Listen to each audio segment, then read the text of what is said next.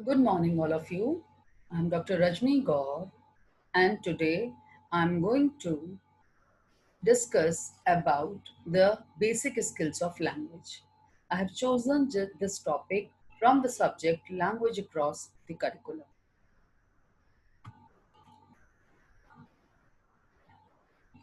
So today's topic is acquisition of language skills, under which we are going to study about the basic skills of language, and these basic skills are listening, speaking, reading, and writing.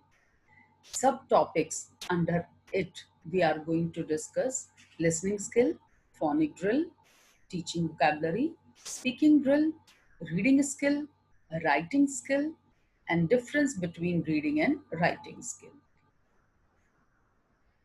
The very first skill I'm going to discuss is listening skill. Language skills are of two types: receptive skills and productive skills. Listening and reading skills are known as receptive skills, and speaking and writing skills are known as productive skills. Receptive skills becomes the base for the productive skill. What is listening skill? It is considered as foundation of language learning. It is directly related to our auditory sense. Sometimes we use hearing and listening synonymously, but hearing requires mere presence plus ears, whereas listening is followed by comprehension, because without understanding, nothing worth.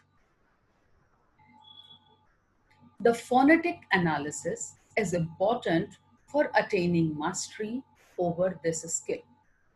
Training should be given to the learners to develop listening skill, and it requires factors like attention and memory. Listening with comprehension include following things. First, identification of sounds. Second, segmenting sounds into meaningful groups. Understanding the syntactic pattern, interpreting stress, rhythm, and intonation, identifying information or gist, and lastly, identifying emotional and attitudinal tone. What are the objectives of teaching listening skill?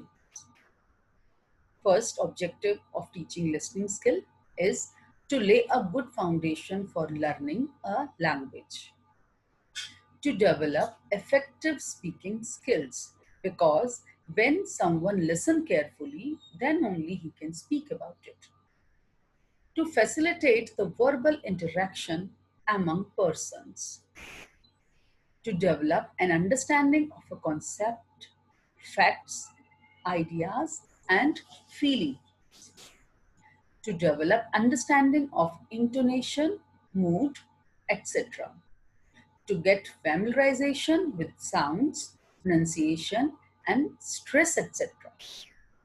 These objectives of teaching listening skill can only be fulfilled with the help of better listening. Now, next is developing pronunciation by phonic drill. The skill of pronunciation makes use of sound system. It means speaking a language with proper rhythm, accent, and intonation. The correct pronunciation stands not only for the correct sounds of various letters or an alphabet, but for the sounds of various words when they are joined in a sentence. Because if the words or the letters are not arranged in a meaningful order, then they don't have any meaning or they don't have any sense, and the another person will not understand it. What are the fundamentals of the pronunciation? There are 7 basic components of language which are act as a fundamental: accent, juncture, stress, rhythm, intonation, fluency, and pause. Yes. Now, First is accent. What is accent? The accent is the stress laid by the voice on a syllable of a word to make it more prominent than other syllables. The stress in a word on syllable may be of two types, primary and secondary. Next is juncture. What is juncture? Juncture is specifically a slight pause taken by giving indication of syllable break in the chain of speed sound. Now, the stress.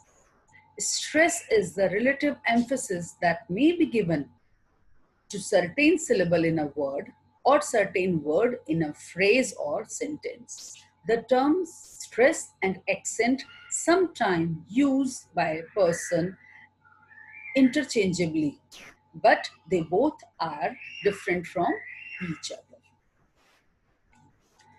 Stress can be of syllable stress, word stress, sentence stress, etc. The next is rhythm. What is rhythm? It refers to the strong, regular, repeated pattern of sounds. And English is a very rhythmic language.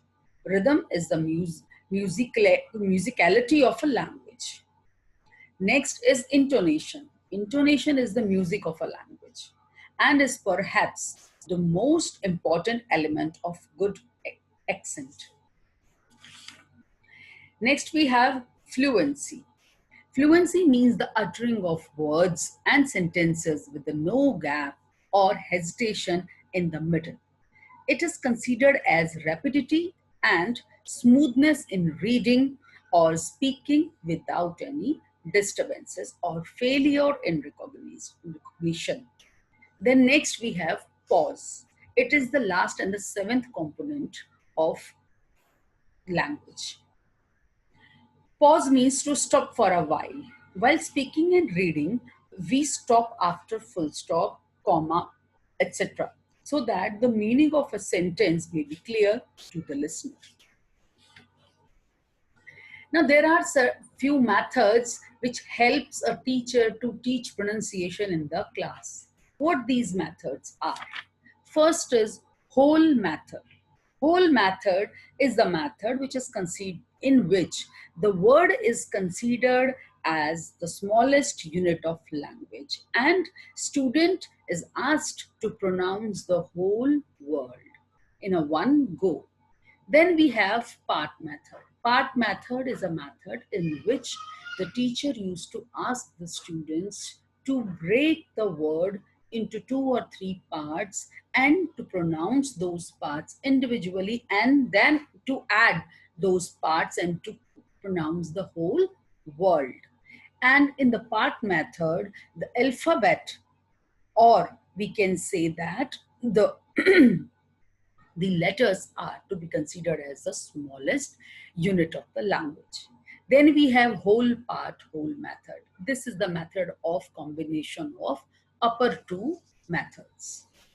Then we have imitation method. Imitation method is the method in which teacher write the word of a sentence on the blackboard and to pronounce that word incorrectly in a appropriate manner so it becomes the model for the students and students will imitate those words in the same manner as the teacher does.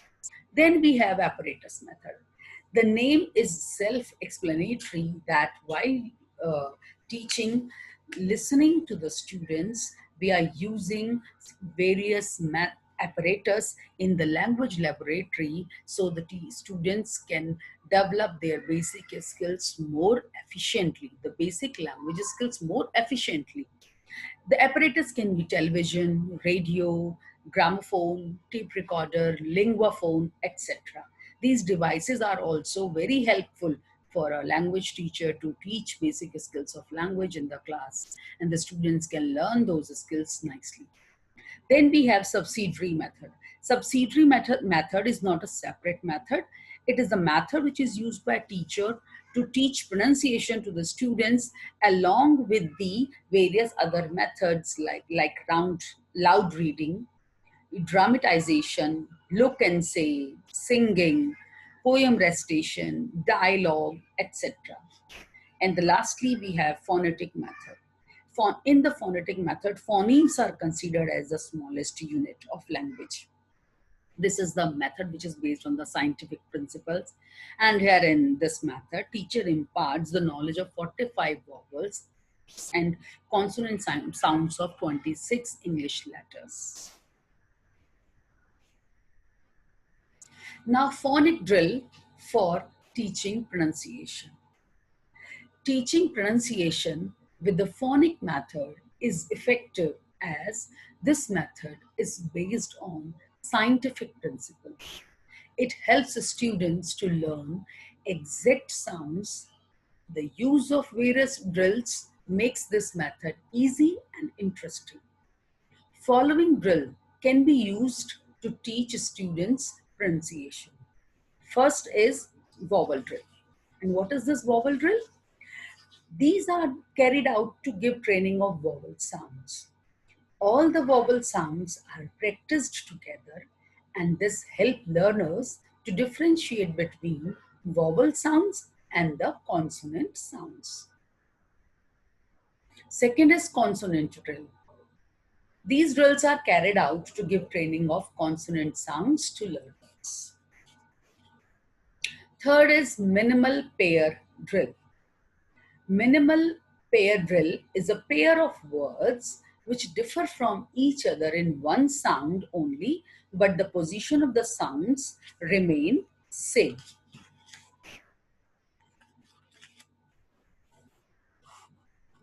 Next is long vowel, short vowel drill. In this drill, students made aware about the words in which vowels present long and short sounds. Teaching vocabulary. Vocabulary holds an important place in teaching or learning a language. The inadequate vocabulary is one of the common cause of failure of students. Now there are the types of vocabulary, and what these types are: first is active or productive vocabulary, second is passive or receptive vocabulary. Now the next question comes in our mind, that what is the difference between active or passive vocabulary, or the receptive or passive vocabulary. Now, what are the kinds of words in English we have? So there are 4 kinds of words in English we have, and these words are: first, function words. Words have little or no lexical meaning.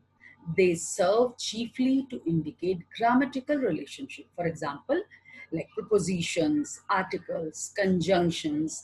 These are the words which we use in a sentence, and they are try to establish the grammatical relationship between the subjects and the predicates.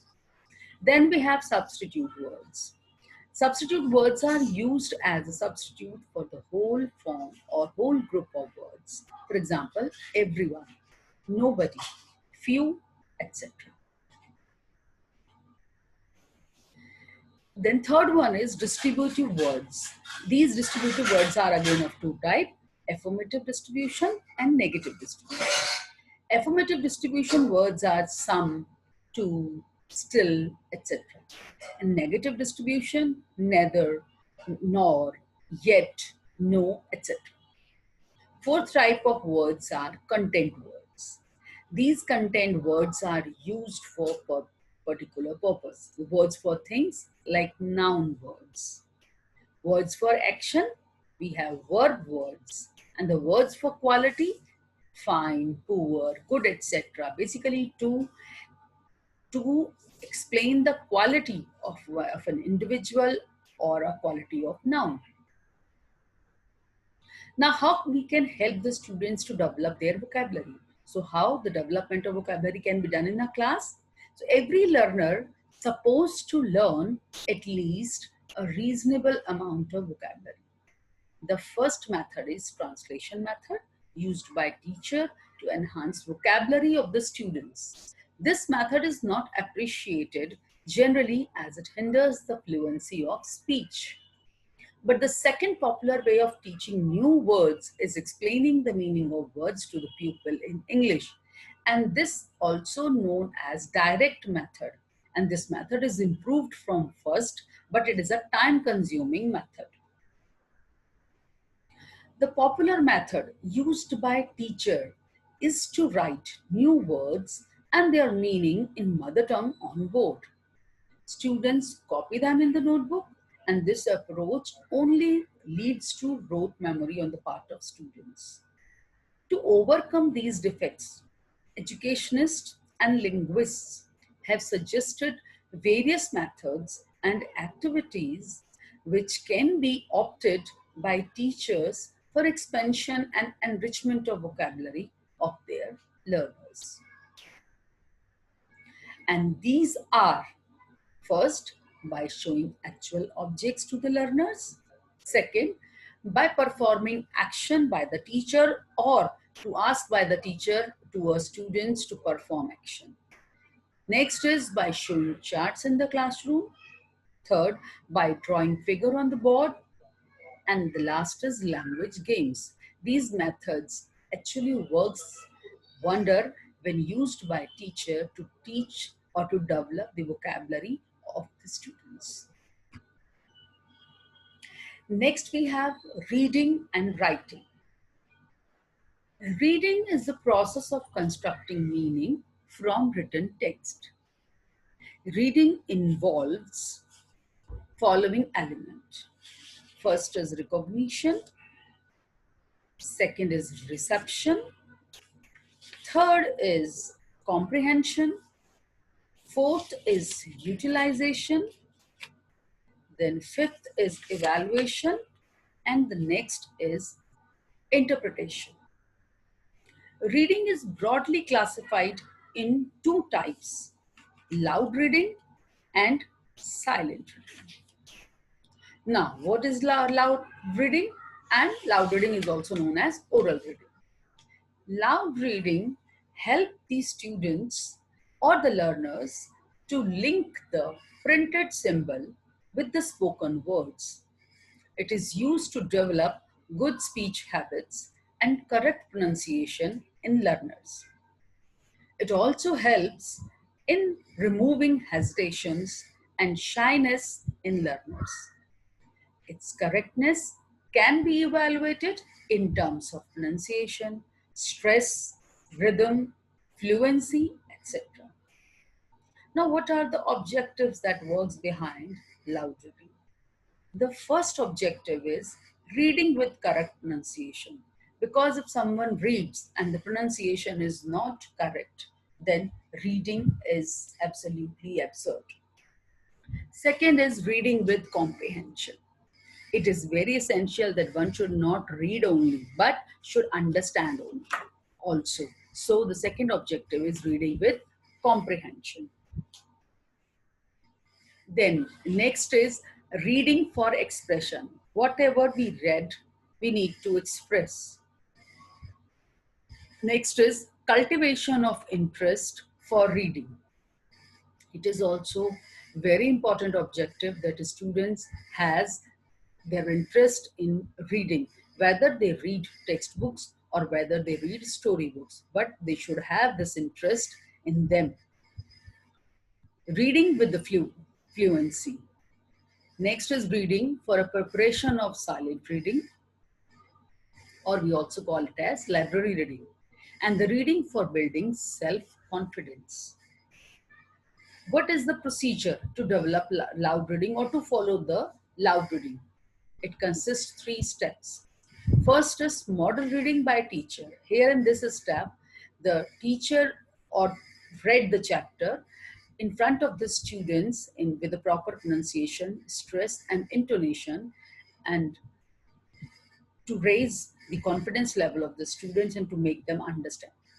Second is loud reading by students. This is the reading which is done by the students, but here students imitate the way the teacher read the chapter. And third is comprehension questions. These comprehension questions asked by the teacher to know whether the students have understood whatever they have read or not. What are the advantages of loud reading? So, first is it develops good speech habit. Second, it corrects pronunciation. Third, it helps in developing proper coordination of various sense organs: eye, ear, mouth. It develops taste for reading. Now, what are the limitations of loud reading? It is not a source of pleasure. It is a slower process than silent reading. It ignores comprehension and understanding. It is not fit for a public places. Despite all these limitations, oral reading is very useful in lower classes, and it lays the foundation to silent reading and helps in learning correct pronunciation, remove hesitation and shyness, helps in building self-confidence in the learners. Now, another type of reading is silent reading. Silent reading means to read the text silently without making any sound or noise or without creating any murmuring sounds. Some educationists prefer silent reading over loud reading due to various advantages of it.